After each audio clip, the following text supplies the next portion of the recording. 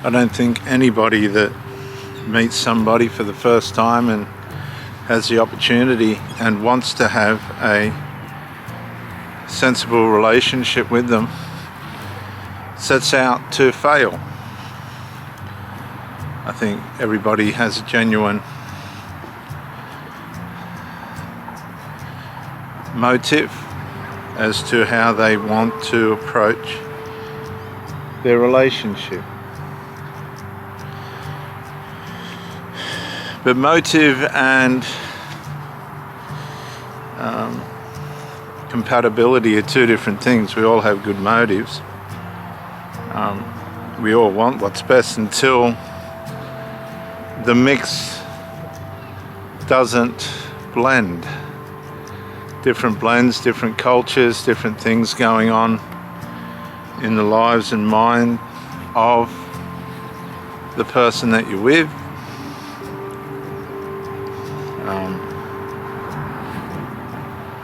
Will interrupt the progress of the relationship. It will disrupt where you want the relationship to go, because when we have aggravations that are unresolvable in intimate relationships, people will start, in most cases, if they're not willing to talk about it, or they've got something to hide or something they can't resolve, they'll start to look outside the relationship for different options, or they'll find someone that'll listen to the problem and just go along with not fixing it, which gives the person a reason to jettison, to find something better. And it just comes down to incompatibility. The ability has reached its limit. The ingredients has gone as far as it can go, and it's Frankensteined. That's one way of putting it. It's just all Frankensteined. It hasn't turned into anything attractive. There's been moments, there's been hope, and the electricity hit the relationship and it turned out to be a Frankenstein. And we have to accept this sometimes. We're not culturalized to accept failure in relationships. We don't want to end up with failure in our relationship, but we do. We just do.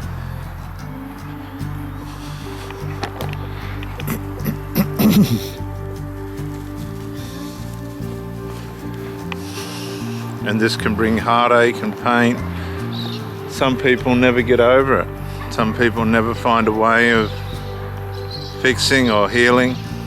They can't come to terms with the fact that either for them or the other person, it hasn't worked out and it's come to a premature end, as it were. An unexpected finish. And it's sad when things end in affairs, or there's an interference or an interferer that's just chipped away at the relationship and worked on it until it's broken. And you've had no control over it, and you've tried to, be ignorant of what's really going on and hoping that it'll go away. But these things don't go away because it's in the culture of the person that you're with.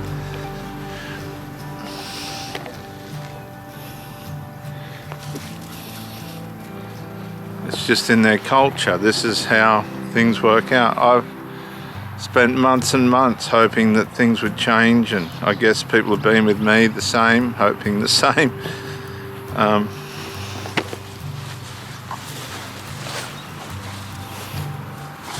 But it doesn't always work out the way we'd like it to, for either. And that's unfortunate, but that's the way it is. What do you do? Well, you come back to yourself. You come back to where you were before you started, but there's going to be a big unraveling of questions and ruminating thoughts that will challenge you during the course of this time. Everything's consequential in relationships. That's one of the things you have to realize. Everything.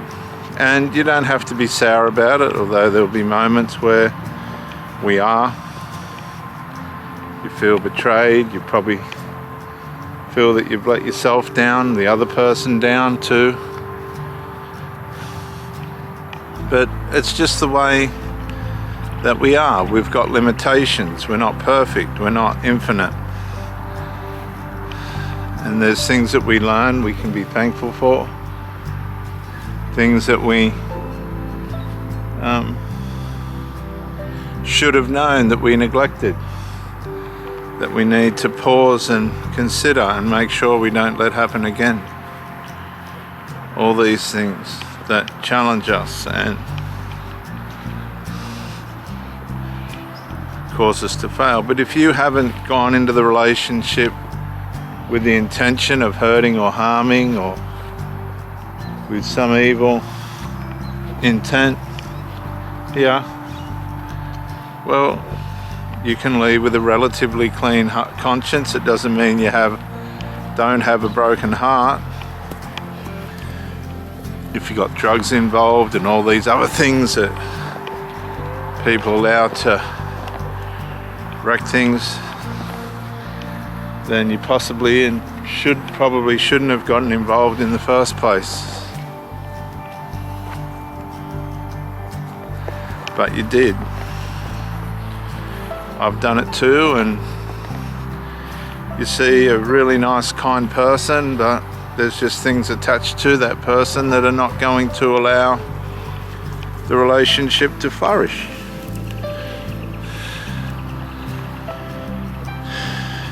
Problem is, you got to pick these things out right at the start. You get to a stage in life where giving people the benefit of the doubt becomes a hindrance rather than a blessing. You shouldn't really, if you're not compatible with someone, be upfront about it. Don't try and force things to work, because a lot of the time they just won't work. And that's all there is to it. And it's at this point that you realize that you're not going to match with everyone. You can try and have a relationship,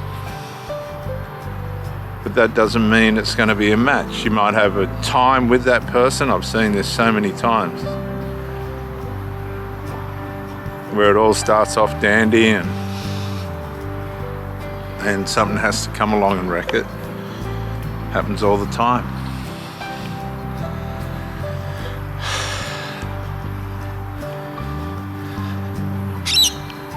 You don't have to limit yourself to the failures of these situations. You can come back to yourself, and you might be charcoaled like that. It's all been burned along the edge of the train line there. You might feel charcoaled, you might feel a bit burnt, or some other thing.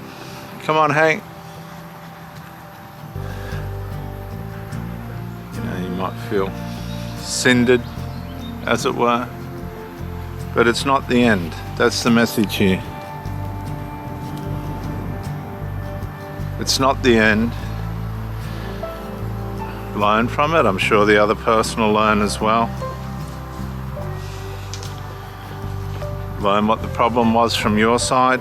Understand the person's problem from the other side. You don't have to accept it. Just be grateful. Leave them alone.